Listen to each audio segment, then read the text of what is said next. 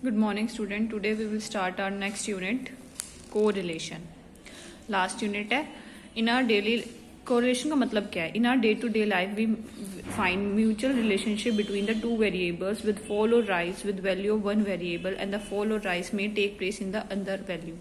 या ये कह सकते हैं हम कि अगर किसी चीज कमोडिटी के दाम बढ़ गए हैं तो हम उसका यूज कम कर देते हैं, तो एक चीज के राइज होने से दूसरी चीज फॉल हो गई, मतलब और हो भी सकता है कि एक चीज डिमांड बढ़ गई, क्यों? क्योंकि प्राइस कम हो गए, तो किसी चीज के प्राइस कम हो गए तो डिमांड ज्यादा हो गई।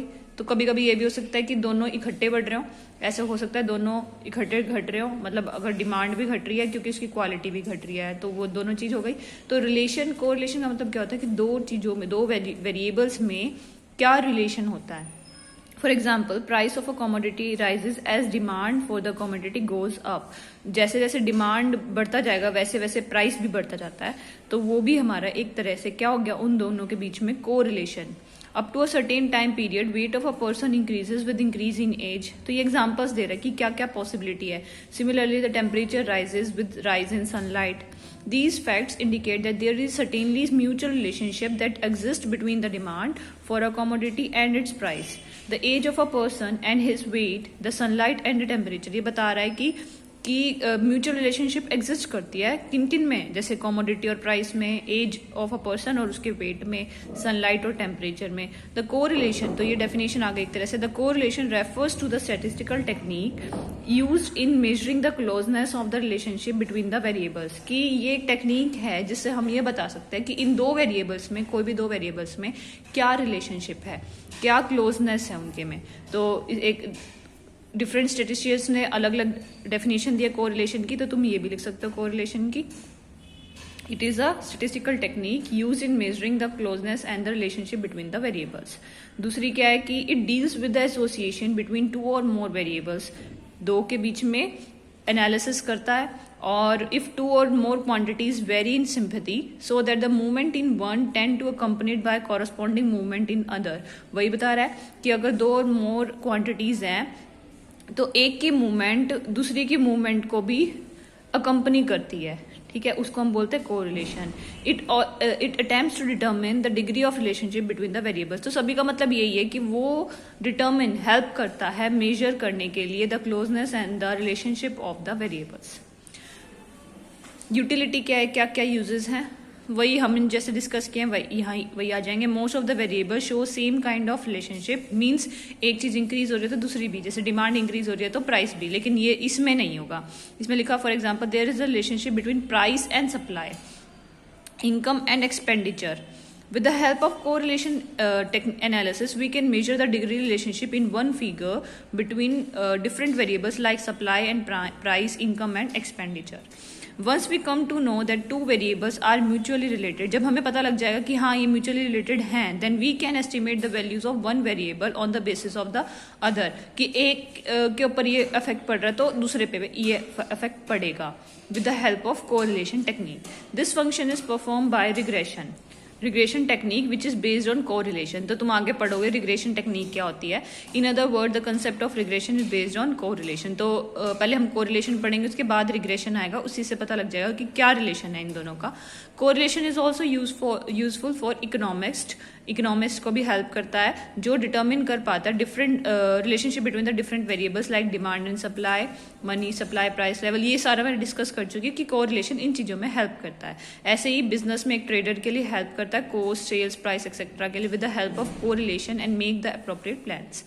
Now the type of correlation, positive correlation हो सकती है, नेगेटिव भी, और दोनों भी हो सकती है। जैसे अभी मैंने बताया प्राइस एंड डिमांड, तो अगर किसी चीज के प्राइस बढ़ते हैं तो डिमांड कम होती है। ये भी कह सकती हूँ अगर डिमांड बढ़ रही है तो प्राइस भी इंक्रीज हो सकता है। तो इसमें दोनों पॉसिबिलिटी है कि दोनों चीज एक साथ इंक्रीज भी हो सकती है और डिक्रीज भी, तो उसको बोल देते हैं हम पॉजिटिव नेगेटिव कोरिलेशन, दोनों पॉसिबिलिटी में। तो लिख दिया on the basis of the direction of change of variables, जो डायरेक्शन दूसरे की होगी अगर उसकी अपोजिट है, ये डिमांड हो गया, ये प्राइस लिख देती हूँ। अगर प्राइस बढ़ रहा है तो डिमांड कम हो रही है, तो ये नेगेटिव कोरिलेशन हो गया कि एक की इंक्रीज होने से दूसरी चीज कम हो रही है। और दोनों चीज इकट्ठी, अगर डिमांड बढ़ रही है तो प्राइस भी बढ़ रहा है, ठीक है, तो दोनों के अंदर सेम डायरेक्शन है तो वो पॉजिटिव कोरिलेशन। तो वही लिखा हुआ इसमें if two variables X and Y move in the same direction, same direction में चलते हैं, एक के राइज होने से भी दूसरा राइज करता है और एक के फॉल होने से दूसरा फॉल करता है, then it is called positive correlation. मैंने एग्जांपल बता दिया ऐसे नेगेटिव का कि एक if two variables move in opposite direction, if one rises then other falls, तो उसको हम बोलते हैं नेगेटिव कोरिलेशन। दूसरा होता है linear and curvilinear correlation. On the basis of change in proportion, correlation दो टाइप्स का होता है, linear correlation and curvilinear correlation. If the ratio of the change of variable X and Y remains constant throughout, then they are said to be linearly correlated. जैसे कि example दे रहे हैं कि when every time supply of a commodity rise by 20%, as often it's price rises by 10%। इसने क्या बोला है कि जैसे जैसे प्राइस 10% से इंक्रीज हो रहा है वैसे ही कमोडिटी की सप्लाई भी 20% इंक्रीज हो रही है। Then such two variables have linear relationship. क्यों? क्योंकि इसने बोला, ये फिक्स कर दिया ना, तुम 10% इंक्रीज करोगे प्राइस तो उसकी सप्लाई 20% इंक्रीज, या फिर मैं कहूंगी जैसे जैसे उसकी सप्लाई बढ़ती जा रही है मैं 10% अपना प्राइस इंक्रीज करती जा रही हूँ। तो ये फॉर्मूला सेम रहेगा कि अब मैंने 100 सप्लाई ऑर्डर करी तो मैंने जितनी भी मेरी ऑर्डर करी उसी के अकॉर्डिंग 10% इंक्रीज कर देगा। मैं 1000 ऑर्डर करी तो फिर दोबारा वो 10% इंक्रीज कर रहा है, तो ये परसेंटेज सेम रह रही है ना हर वक्त। तो इसने बोल दिया कि उनके अंदर जो चेंज है वो कांस्टेंट रहे। एक तो ये होता है कि खाली प्राइस इंक्रीज हो रही है और डिमांड कम हो रही है, तो इसमें ये फिक्स नहीं है कि जितना भी प्राइस होगा उसके हिसाब से डिमांड, बस ये है कि डिमांड कम होगी, फिक्स नहीं है। लेकिन मैं बोल दूं कि अगर प्राइस जैसे ही ₹1 प्राइस इंक्रीज होता है वैसे ही डिमांड 1000 से कम हो जाती है। तो ये मैंने क्या दिया कि एक फिक्स्ड है कि जैसे ₹1 इंक्रीज करोगे किसी चीज का उसकी 1000 डिमांड कम हो जाएगी। ठीक है, तो इसमें क्या हो गया, इसमें फिक्स्ड हो गया, तो उसको बोलते हैं लीनियर कोरिलेशन। लीनियर में क्या बोलता है कि उनके अंदर जो चेंज है, ये ₹1 इंक्रीज बोला ना मैंने, तो चेंज हो गया एक कमोडिटी में, तो डेल से डिनोट कर देते हैं चेंज को, और दूसरी वाली क्वांटिटी डेल एक्स हो गई, इसको डेल एक्स एक्स, इसको वाई बोल देती हूँ, इसको एक्स, इसमें जो चेंज आया चेंज को बोलते थे डेल वाई, तो ₹1 का आया, तो डिक्रीज कितना हुआ डेल एक्स। तो ये चीज अगर कांस्टेंट रहती है हर टाइम पे तो उसको बोल देते हैं लीनियर कोरिलेशन।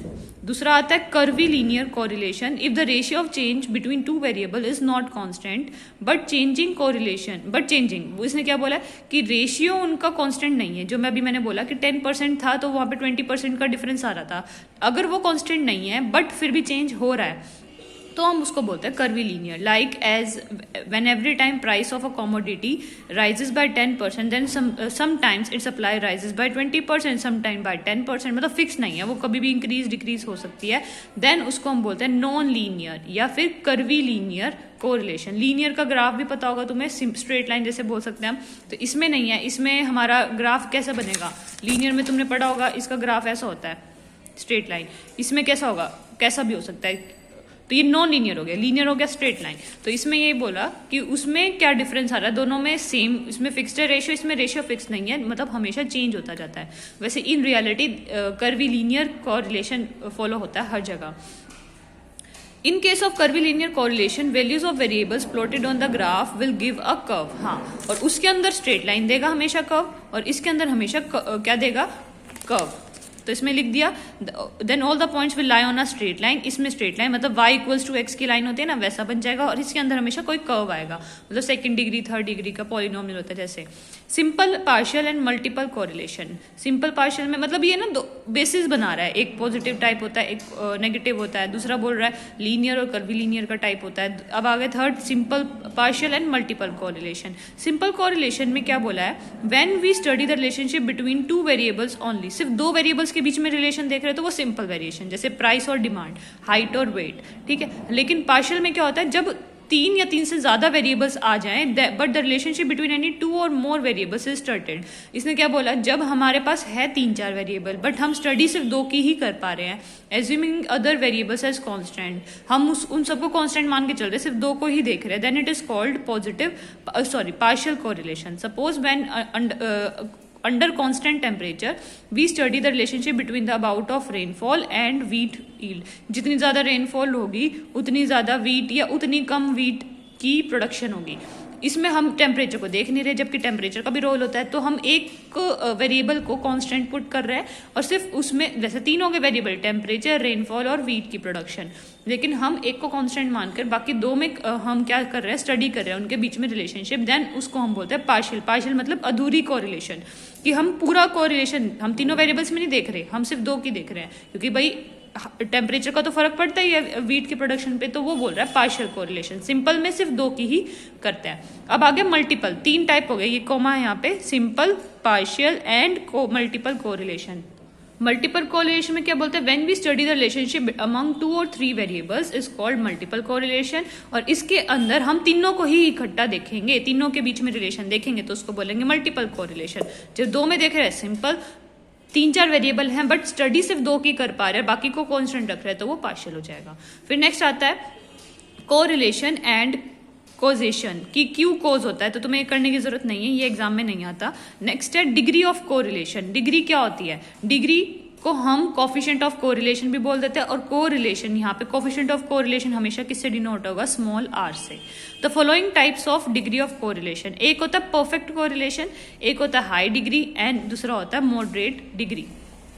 फोर्थ होता है लो डिग्री ऑफ कोरिलेशन, फिफ्थ होता है एब्सेंस ऑफ कोरिलेशन। तो देखो क्या है इनमें, परफेक्ट कोरिलेशन का मतलब क्या होता है, एक चीज के अंदर बिल्कुल सेम रिलेशन है, मतलब क्या बोल सकते हैं हम, कांस्टेंट रेशियो, एक तरह से ये बोल सकते हैं। When two variables are at a constant ratio in the same direction then it is called perfect positive correlation. और अपोजिट डायरेक्शन में है तो परफेक्ट नेगेटिव कोरिलेशन। वैसे परफेक्ट का मतलब क्या होता है, परफेक्टली कोरिलेटेड है। प्राइस और डिमांड का ही कह लो, प्राइस और डिमांड हमेशा परफेक्टली कोरिलेटेड नहीं होंगे। वैसे मैं बोल सकती हूँ किसी भी एग्जांपल में कि एक चीज इंक्रीज हो रही है, उनमें फिक्स्ड है कि ये इंक्रीज होगा तो 10% अमाउंट इंक्रीज होगा ही होगा। जैसे एक सैलरी बोल देते हैं कि आपका 1 साल पूरा होते ही आपकी 10% सैलरी इंक्रीज हो जाएगी, नेक्स्ट ईयर भी सेम पैटर्न रह रहा है, तो वो फिक्स्ड है कि तुम्हारा रेशियो 10% से इंक्रीज होगा, तो हम उसको बोल देते हैं परफेक्टली कोरिलेशन।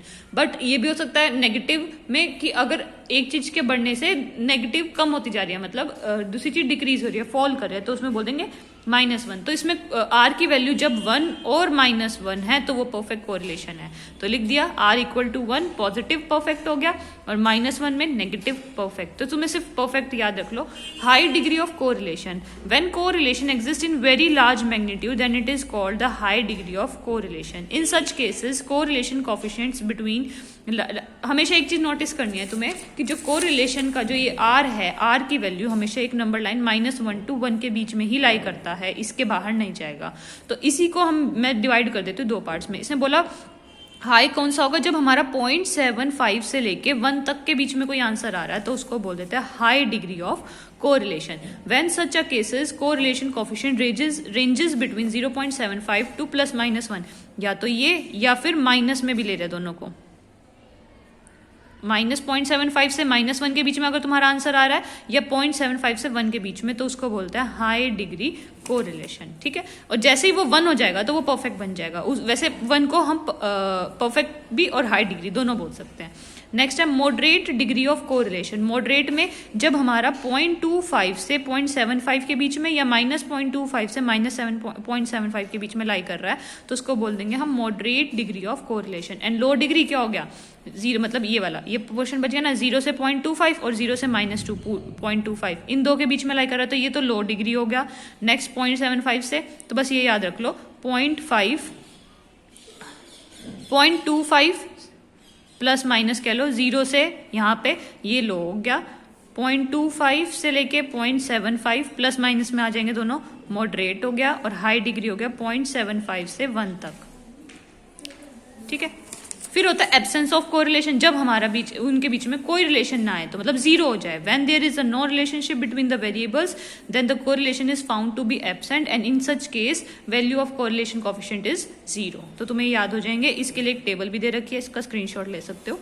नेक्स्ट है मेथड ऑफ स्टडिंग कोरिलेशन। अब हमें एग्जाम में भी दे रखे हैं कि क्या क्या मेथड्स हैं कोरिलेशन को स्टडी करने का। फर्स्ट होता है ग्राफिक मेथड, दूसरा होता है अलजेब्रिक, कि तुम सिर्फ फिगर देख के या ग्राफ देख के बता सको कि वो कितना कोरिलेटेड है। या फिर कैलकुलेशन वर्क करके। अब ग्राफिक मेथड में बोला स्केटर डायग्राम, जितना कम स्केटर्ड होगा, मतलब जितने आसपास स्केटर्ड होंगे, मतलब मैंने पूरा ग्राफ बनाया, स्केटर का मतलब क्या होता है, इसमें डॉटेड आएंगे बिल्कुल, जितनी क्लोज होंगी ये डॉट्स उतने ज्यादा कोरिलेटेड होंगे, और जितना दूर दूर होंगे वो स्केटर डायग्राम क्या बताएगा कि उसमें रिलेशन कम है। ऐसे एक कोरिलेशन ग्राफ आएगा, वो बताऊंगी नेक्स्ट। ये दो मेथड्स है, Karl Pearson coefficient of correlation and Spearman rank correlation method. Scatter diagram is a graphic method of finding out correlation between two variables, कि सिर्फ दो वेरिएबल्स को स्टडी करने के लिए हम स्केटर डायग्राम यूज करेंगे। इस मेथड में the direction of correlation can be ascertain, कुछ भी हो सकती है। For constructing a scatter diagram, X variable is represented on X axis and Y variable is constructed on Y axis. Each pair of X and Y series is plotted in two dimensional. X Y मैंने बताया तुम्हें कि इसका जो graph होगा वो किस type में होगा तुम्हारा, इस टाइप में। ये एक्स वेरिएबल हो गया, जैसे प्राइस का यहाँ लिख दिया मैंने और डिमांड का ये लिख दिया, फिर उन्होंने हर मंथ के हिसाब से तय किया कि जब इतना प्राइस था तो डिमांड इतनी थी, तो ऐसे ऐसे डाटा आता रहेगा इसका, जितना हो सकता है कैसे भी आ सकता है डाटा। अगर ज्यादा क्लोज हो गया तो किसने लिख दिया, thus we get a scatter diagram by plotting all the pair of values. Different points may be scattered in various ways in scatter diagram whose analysis give us idea about the direction and the magnitude of the correlation. तो बताएंगे कैसे पता लगाओगे। Perfect positive कब होगा, जब सारे के सारे जो है वो किस शेप में आ गए, स्ट्रेट लाइन में, passing through the left corner. जैसे मैंने जब ग्राफ बनाया स्केटर डायग्राम और डेट ऐसे आ गई, डॉट्स ऐसे आ गई, तो ये स्ट्रेट लाइन बना रही है, तो ये हो गया परफेक्ट कोरिलेशन। +1 या फिर -1 में उस साइड जाएगा ग्राफ जब हमारा क्वाड्रेंट चेंज हो जाएगा। फिर दूसरा क्या बोल रहा है, perfect negative correlation when all the points lie on the straight line from up down x and y have perfect negative correlation। देखो डायग्राम दिखाती हूँ, ये हो गया डायग्राम। इसमें क्या बोला है, इसमें जैसे हम ग्राफ बनाते हैं, ये वाला स्ट्रेट लाइन का था, ये परफेक्ट पॉजिटिव हो गया, और लाइन हमारा उल्टा आ रहा हो बट है स्ट्रेट लाइन ही, तो वो -1 हो गया। तो ये हमारा हो गया स्केटर डायग्राम जब हमारा परफेक्ट हो गया, और नेगेटिव के लिए ये हो गया। नेक्स्ट आता है हमारा high degree, when concentration of points move from left to right upwards but the points are close to each other, मतलब एक स्ट्रेट लाइन ना बनाने के बजाय उसके पॉइंट्स बहुत क्लोज हैं, तो उसको हम बोलते हैं high degree of positive correlation. तो ये इसका ग्राफ हो गया, हाई डिग्री ऑफ पॉजिटिव। देखो डाटा कैसा है कि आसपास ये सारी डॉट्स है, इसमें अगर सीधी डॉट बन गई तो परफेक्ट हो गया, उल्टा बना हुआ है तो -1 हो गया। इसमें डॉट्स आगे पीछे हैं, उन्होंने कोशिश की, देखा उन्होंने एक लाइन बनाई, उसके आसपास ही सारा डाटा है, तो उसको बोलते हैं हम हाई डिग्री पॉजिटिव कोरिलेशन। और इसी वजह में उल्टा बन जाए तो ये हाई नेगेटिव, कि वाई से एक्स ऐसे नीचे की तरफ आ रहे हैं, जैसे जैसे एक्स इंक्रीज हो रहा है वाई नीचे होता जा रहा है, तो वो बोलते हैं हम high degree of negative correlation, कि डाटा है आसपास but Y equals to -x वाली लाइन पे। ऐसे दूसरा है जब हमारा सारा डाटा स्केटर्ड है, कोई परफेक्ट लाइन के आसपास नहीं है, तो उसको हम बोलेंगे नो कोरिलेशन। ठीक है, तो ये 0 कोरिलेशन बोल देते हैं। फिर एग्जांपल दे रखा है, given the following pairs of the variable X and Y make a scatter diagram. बस तुम्हें स्केटर डायग्राम बनाना है, एक्स पे 10 प्लॉट करो, वाई पे 25, तो 10,25 ही हो गया, इन्होंने डाटा बना रखा है। ऐसे ही 20, 50 का बनाया, तो इन्होंने जैसे जैसे प्लॉट किया और उसके बाद स्ट्रेट लाइन मैच करके देखी, तो ये तो बिल्कुल स्ट्रेट लाइन आ गई।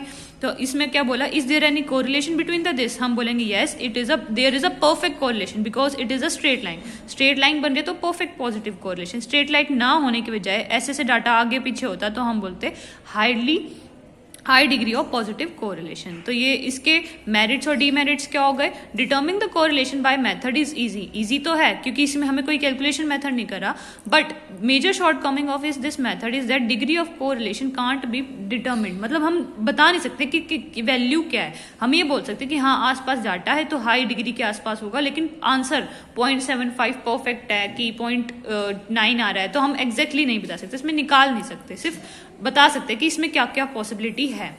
ठीक है, तो ये इसका मेरिट और डीमेरिट हो गया। तो ये क्वेश्चन है, कोरिलेशन ग्राफ कल करेंगे। इसमें इसका क्वेश्चन है, सिंपल क्वेश्चन है, ये करके देखना। Given the following pairs of this data, तो कंप्लीट कर लेना।